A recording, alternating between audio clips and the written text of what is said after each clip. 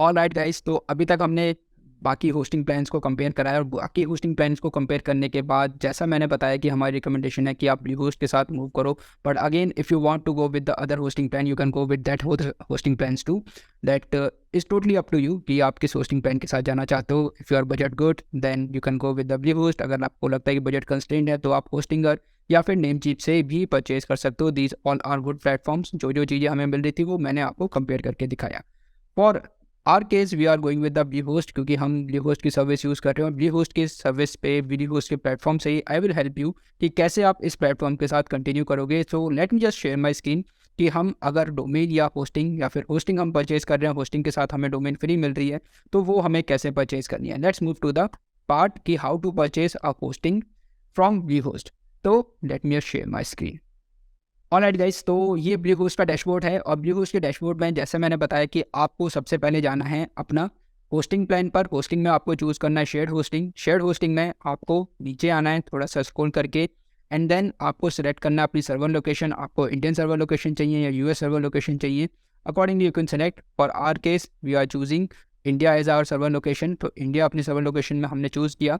Then हम अगर basic plan के साथ, सपोज मेरा प्लान है कि मुझे सिर्फ एक ही वेबसाइट बनानी है, तो in that case I can go with the basic hosting plan जहाँ पर मैं सिर्फ एक सिंगल वेबसाइट बना सकता हूँ। बट अगर मेरा गोल है कि नहीं मुझे आगे जाके मल्टीपल वेबसाइट्स बनानी है, अपनी अलग अलग वर्टिकल्स में जाके मुझे अपनी वेबसाइट्स बनानी है, तो in that case it's better कि आप मल्टीपल होस्टिंग लो। मल्टीपल होस्टिंग क्या होती है, जैसे अगर आप यहाँ पर इनका प्लस या चॉइस प्लस वाला प्लान देखोगे या प्रो वाला प्लान देखोगे, here you are getting the option of unlimited website. Now what is the meaning of unlimited websites? Unlimited websites का यहाँ पर मीनिंग है कि आप एक होस्टिंग स्पेस जो आप ले रहे हो वहाँ पर आप मल्टीपल वेबसाइट्स बना सकते हो। मतलब नेक्स्ट या फिर न्यू वेबसाइट बनाने के लिए, आपको एक और नई वेबसाइट बनाने के लिए अब आपको अलग से होस्टिंग परचेज करने की ज़रूरत नहीं है।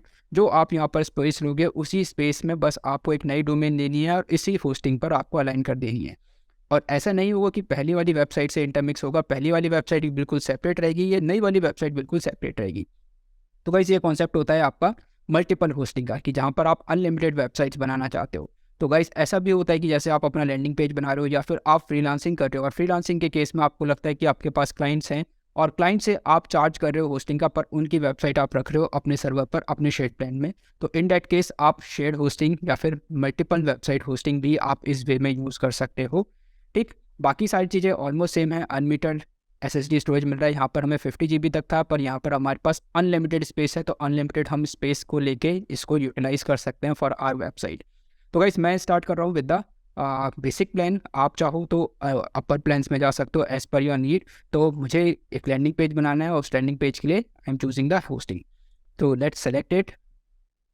सेलेक्ट करने के बाद ये आपसे बोलेगा कि आपकी, क्योंकि आपको एक फ्री डोमेन मिल रही है, तो आप अपनी फ्री डोमेन यहाँ पर एंटर करो सो एज टू टेस्ट कि क्या वो डोमेन अवेलेबल है या नहीं है।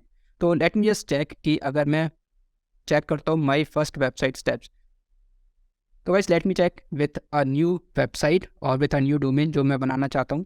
Let's book my domain and extension is .com। अगर आपको कोई और एक्सटेंशन चाहिए यहाँ से आप कोई और एक्सटेंशन चूज़ कर सकते हो। There number of extensions. मैं .com के साथ जाना चाहता हूँ। Guys .com stand for the commercial purpose और .com बहुत वाइडली पॉपुलर होती हैं, तो इसलिए आप चाहो तो .com के साथ जा सकते हो। आपको लगता है कि .in के साथ जाना है, that is country specific only, तो वो भी आप जा सकते हो। मैं नेक्स्ट वीडियो में एक ये एक्सटेंशन वाला पार्ट आपको एक्सप्लेन कर दूंगा एक वीडियो के थ्रू, जिससे आप ये एक्सटेंशंस क्या होती हैं ये चीज़ें भी आप समझ सको। तो गाइस मैं इसमें क्या कर रहा हूँ, नेक्स्ट सेलेक्ट कर रहा हूँ ताकि मैं देख सकूँ कि क्या ये जो डोमेन है ये अवेलेबल है या नहीं है। ओके, सो बिफोर से सेइंग कि मेरी ये जो डोमेन है let's book my domain .com is available, तो मैं इसको बुक कर सकता हूँ। अदरवाइज़ आपको लगता है कि नहीं आपको अभी डोमेन बुक नहीं करनी, आपको सोचने के लिए टाइम चाहिए, तो आप इस पर प्लान को परचेज करने के बाद जब भी आपको लगता है कि 1 साल के अंदर अंदर आपको डोमेन बुक करनी है, आप उस डोमेन को फ्री में बुक कर सकते हो, बिकॉज आपको एक फ्री डोमेन मिल रही है। अब गाइस यहाँ पर 2 ऑप्शन हैं, या तो आप अपनी इन्फॉर्मेशन यहाँ पर मैनुअली दे सकते हो या फिर आप गूगल के साथ भी साइन अप कर सकते हो यहाँ पर, ताकि नेक्स्ट टाइम जब आप ब्लूहोस्ट में लॉगिन करो तो आप गूगल से ही लॉगिन करो। तो यहाँ पर आपको अपनी डिटेल्स दे देनी है। Let me just enter my detail. So Rohit and then let's, अगर आपके पास GST नंबर है तो आप अपना बिजनेस नेम यहाँ पर दे सकते हो। कंट्री, स्ट्रीट एड्रेस, तो नोएडा एंड नोएडा, आप चाहो तो अपना फुल एड्रेस डाल सकते हो। State, let me just choose and Uttar Pradesh. Pin code, you can provide the pin code also. Then phone number, यहाँ पर आपका जो फ़ोन नंबर होगा वो फ़ोन नंबर आपको देना है. गाइस देखो क्या होता है कि यहाँ से डेटा सेल होता है, तो अगर आप चाहो तो अपना फ़ोन नंबर दे सकते हो, क्योंकि यहाँ पर जो भी आपकी कम्युनिकेशन होगी वो फ़ोन के थ्रू नहीं होगी, आपकी कम्युनिकेशन सारी ईमेल एड्रेस के थ्रू होगी. तो मेक श्योर कि आप ईमेल एड्रेस अपना सही दो. फ़ोन नंबर अगर आप जनरल भी दोगे या फिर कुछ और भी दोगे तो भी चलेगा. तो for the time being I am using it like this. Okay, 2 4 6 8 10, I think 12 हो गया. So let me just use it. And then finally email address. So let me just add the email address and just using it as a general one. Okay, because I'm not purchasing, we have already purchased it, but I am just showing you कि कैसे आप इन steps को follow करके एक hosting book कर सकते हो. Then अगर आपके पास GST है, here your business name and here will be your GST number. Okay, and now यहाँ पर मुझे चूज़ करना है कि मुझे कितना, मतलब कितनी ड्यूरेशन का होस्टिंग प्लान लेना है. तो गाइस अगर आप 3 साल के लिए प्लान कर रहे हो तो 3 साल के लिए आप यहाँ से बुक कर सकते हो. अगर 1 साल के लिए ले रहे हो तो 1 साल के लिए आपको अप्रॉक्सीमेटली 3,348 रुपीज़ का पड़ेगा. अगर आप 3 ईयर्स के लिए जाते हो तो 3 ईयर्स में आपको अप्रॉक्सीमेटली 6,000 रुपीज़ का पड़ रहा है. अब गाइस इसमें फ़ायदा क्या है, सपोज़ अभी आप परचेज़ करते हो होस्टिंग और टैक्स लगा के आपको 4,000 रुपीज़ की पड़ रही है.